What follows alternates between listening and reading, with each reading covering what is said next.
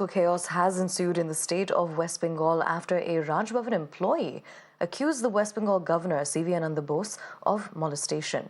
Remember, her complaint to the police mentions two incidents where the governor allegedly made untoward advances and touched her cheek.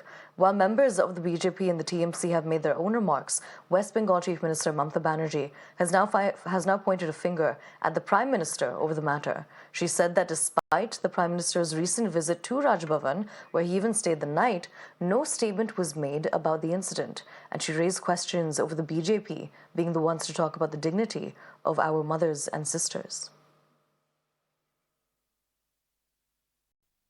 Sandeshkhali বলবার আগে আরে রাজ্যপাল কেন তার কাজের মেয়েকে কেন তার ঘরে কাজ করে বলে মেদিনীপুর পূর্বের একটি মেয়েকে একবার নয় পরপর দুবার মলেস্টেশন করেছেন।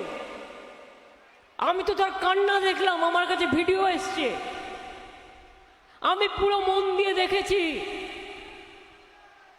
সেখানেই তো আপনি কাল থেকে এলেন, কই একটা কথা মুখ দিয়ে তো বললেন না।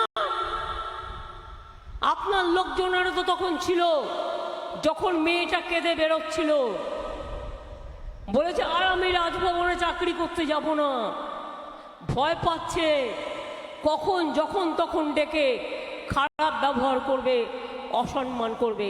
আর আপনি মা বোনেদের নিয়ে কথা বলেন, আপনার লজ্জা নেই? আপনার তো দাঁতের পাটিটাই খুলে যাওয়া উচিত মিথ্যে কথা বলার জন্য।